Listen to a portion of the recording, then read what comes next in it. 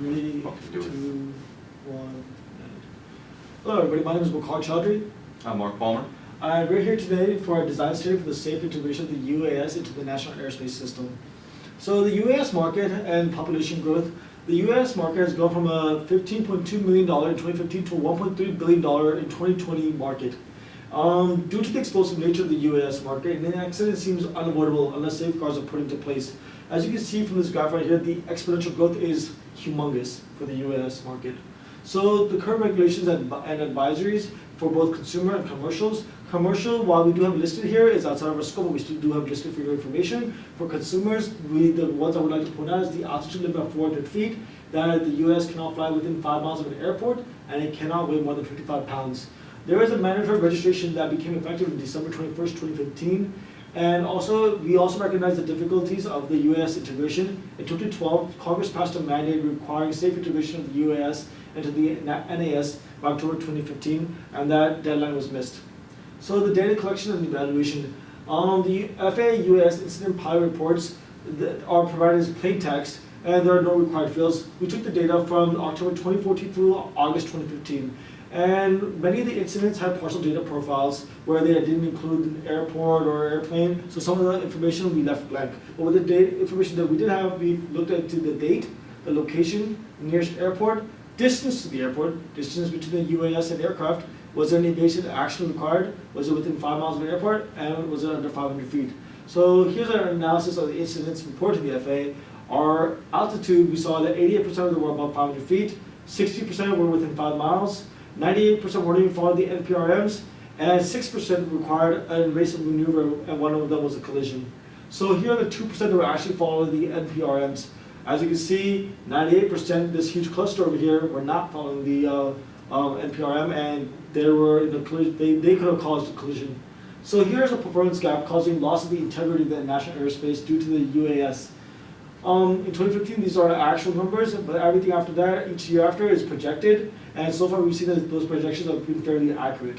So here are industry solutions in progress. Some of this I would like to point out is DJI working on a proprietary collision avoidance system and geofencing system, and SageTech has developed Mode C and Mode S ADS-B transponders for the US. Well, these are all great individual pieces of technologies, none of them take into account the national airspace as a whole system. They all may be useful, beneficial technologies, but without defined standards from the FAA, it's hard for them to exist. So here's an industry example of geofencing. This is from the DJI geofence system. From 1.5 miles out from an airport, the US can't even lift off. 1.5 miles to 5 miles out, it can start increasing in altitude until it can reach the full altitude 5 miles out at 400 feet in the air. Here's our stakeholder interaction. The research bodies such as NASA, the RTCA, the regulatory bodies such as the FAA and ICAO, aircraft operators, aircraft manufacturers, local government, and insurance companies. So here's a win-win for each of the stakeholders. Research bodies provide the research for the regulatory bodies, and such as the FAA. FAA provides the mandates to aircraft operators and manufacturers. The local governments provide teeth to those mandates, and insurance companies know who to litigate in case an incident occurs. So our problem statement is that as of August 2015, approximately 1.5 million UAS are available to operate within the national airspace system with no safeguard to ensure the integrity of the NAS. Our D statement is that there's a need to safely integrate the UAS into the NAS. This action must be done with proper regards to the cost of integration due to the delicacy of the UAS market. Our system requirements. So our mission requirement is that systems shall maximize the safety of the UAS operating within the NAS. The functional requirements, the system shall not increase the price of the UAS, nor decrease the flight time of the UAS, but it needs to reduce the number of incidents or the number of near-mid-air collisions. So our design alternatives that we consider are geofencing alternatives, and that includes no change, NPR becomes regulation, static geofencing, dynamic geofencing, or managed equipment alternatives such as automatic response and manual response. So here's a static geofence control system. Less than the 3% of operators involved in an incident with the manned aircraft follow the current FAA recommendations regarding altitude and airspace. So it might be beneficial to program the UAS to have an inability to penetrate these altitudes and airspaces. So here's a scenario of a US operator with static geofence. It can't go over the 400 feet altitude limit, can't go within 5 miles of an airport, but it can go into the temporary flight restrictions because there's no dynamic geofencing. So the FAA's Before You Fly app and dynamic geofencing, the FAA released this app to provide the first for dynamic geofencing. So now you can see that the drone cannot go into the temporary flight restriction. It can't go above 400 feet altitude limit, and it can't go within 5 miles of an airport. So mandatory equipment alternatives are ADS-B and TCAS. The pros of ADS-B are the cost, and that is mandatory on manned aircrafts by 2020. And the pros for TCAS are passive TCAS, and power requirements are very low. So here's a scenario of U.S. operating with the mandatory equipment or ADS-B in and out. They're both able to just talk to each other and form a plan of action for collision avoidance. And with the ADS-B in or TCAS though, only the manned aircraft is able to send out signals. It's up to the operator manually to move up or down, or the manned aircraft will be forced to move. So our similar design alternatives for geofencing is regulations, static geofencing, dynamic geofencing, and then mandatory equipment is automated response and manual response. I'm going to hand it off to Mark now. Thank you very much. Thank you. I'm going to start by talking about our utility function, which is the measure of level of safety for each design alternative. We have our TFR ability. We also have the difference between NMAX and incidents. That's from our base no change case. We also have our ease of bypass and the presence of a collision avoidance system like a mandatory equipage binary. Now, this is an evaluation of our historical data. We take the total number of incidents over the total amount of available UAS in the market. We also look at the total amount of incidents within 500 feet and outside 500 feet, and also greater than 5 miles and less than 5 miles. We also look at the number of NMAX over the number of UAS and the number of incidents. Those distributions that we come up with, we break down by month and by week, and we put those in with the distributions and come up with the stochastic distributions that come up and give us our outputs.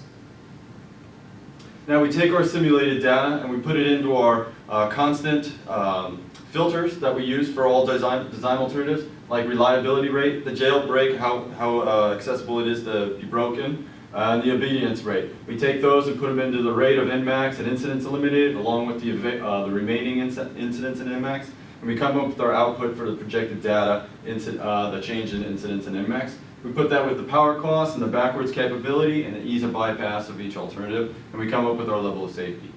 Now here's an example of an iteration of our simulation. We take random number generators, we multiply it by the total amount of available UAS, we come up with our output with an incident with no change, and then we put it with our filters, and that gives us the total amount of incidents for each design alternative.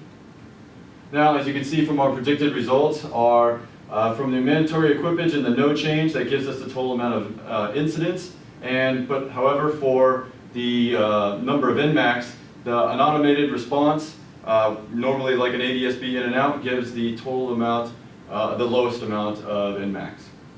The limitations of our simulation model, it could be the incidents appear to show a slightly increasing incident UAS ratio, giving inaccurate results. Also, some of the distributions may not fit the historical data that we got. Also, the simulation time frame that we keep is only till 2020. If the 23% growth rate that Waqar talked about continues, that's going to make our results a little bit different. The methodology for projecting costs. So we look at the initial costs and the maintenance costs of each regulation software and hardware design alternative, and we come up with our total projected cost. As you can see from, this is our manual, the mandatory equipage options. As you can see in blue, our automated TCAS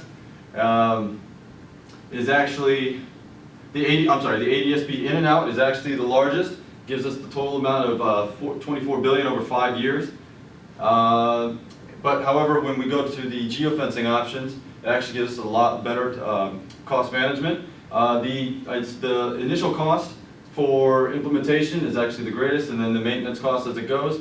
The static geofencing of the hardware, the mandatory manufacturer cost is the most, but the dynamic geofencing, when you create a the Before You Fly app, which is going to be sponsored by the FAA, is the least.